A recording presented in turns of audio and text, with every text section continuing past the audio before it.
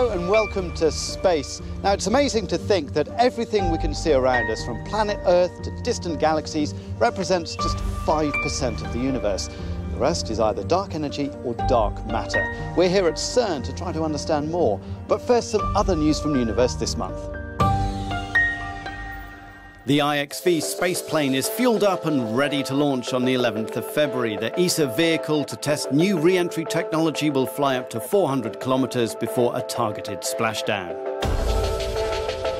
The first ExoMars mission is at a crucial stage as the trace gas orbiter prepares for vibration testing in a clean room in Cannes. The 2016 mission has a test Mars lander and will analyze its atmosphere. And a new system to catch illegal fishing uses satellite radar data and ship transponder information to watch out for unlawful activity from space in almost real time. So what do we know and what do we not know about dark energy and dark matter? Let's find out. The simple answer is that we don't know much about dark matter and even less about dark energy, but all that could change quite soon. This is CERN, home to the world's foremost particle accelerator, the Large Hadron Collider.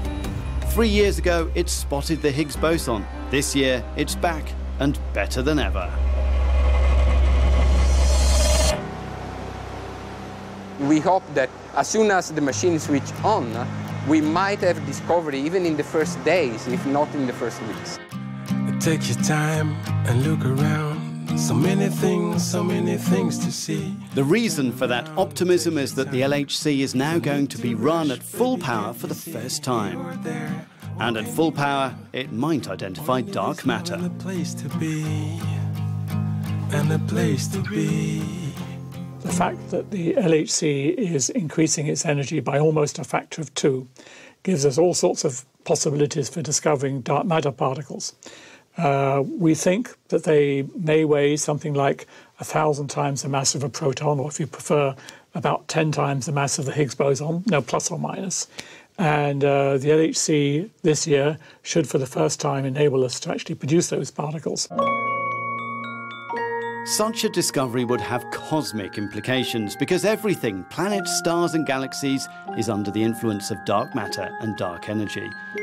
And the breakthroughs won't just come from the LHC either. ESA is building a new space telescope called Euclid, which will observe the universe on the grandest scales. I'm working on Euclid. That is a mission to map the universe and to explore the universe, to see dark energy and also to see the dark matter content of the universe. And for that we built a highly precise telescope. Euclid will watch how the gravity of dark matter acts on galaxies and how dark energy is pushing the expansion of our universe, and it'll do so by taking super sharp images. When we look at the sky and take a picture, we stop everything. We stop the reaction wheels, and the only way to correct for possible drifts of the satellite is doing it with cold gas, because cold gas gives no disturbances to the image, the sharp image we want to achieve. Space telescopes and particle accelerators are the tools that physicists and cosmologists use to study dark energy and dark matter. And what they found is extraordinary. All normal matter makes up just 5% of the total universe. Just listen to this. We now know that around 68% of the universe is made up of dark energy, a mysterious component which is responsible for the accelerating rate of the expansion of the universe. Then we have measured the profusion of dark matter in the universe to around 27%.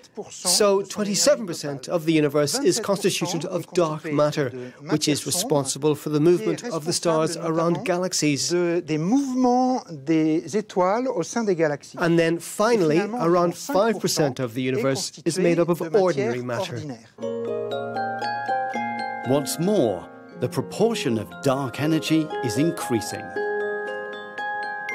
The interesting thing is we get more and more dark energy. Why? Because our universe is expanding.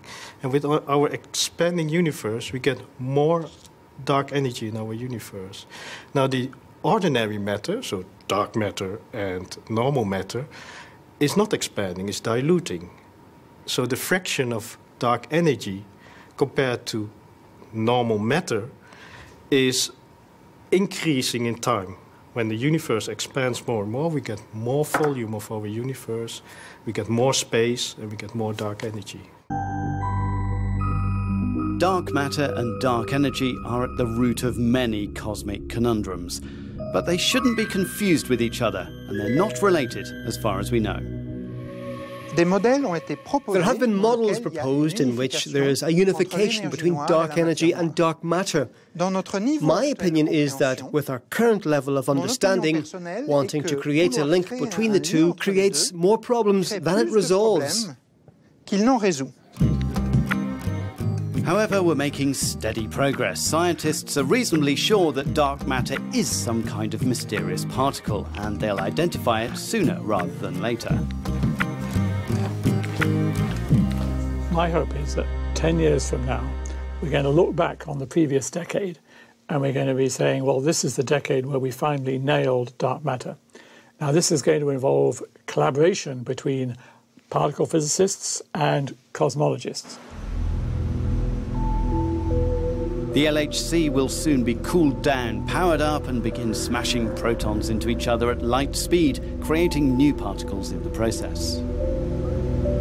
We need to find something. We know that something is there, and we don't know exactly what it is. We know the question.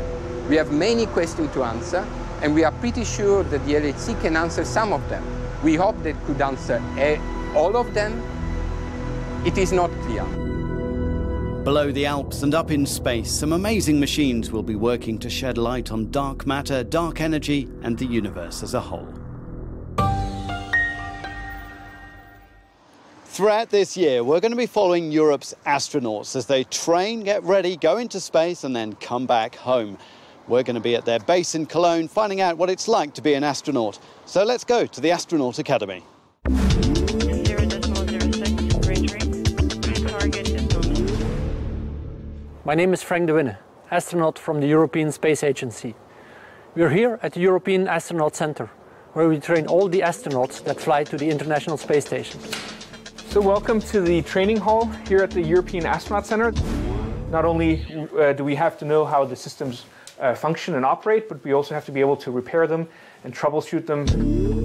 2015 is going to be a really exciting year. Not only will we have 3 European astronauts in space, but we'll also have 2 astronauts, an American and a Russian, on board the space station for an entire year. One of the biggest challenges for me is the Russian language. I'm more of a math and science person. All of the training that takes place in Russia takes place in Russian, and of course we have Russian crewmates that we have to be able to speak with. До свидания, увидимся на борту станции. That's all for now. Next month, how technologies from space feed into innovations on the ground. See you then.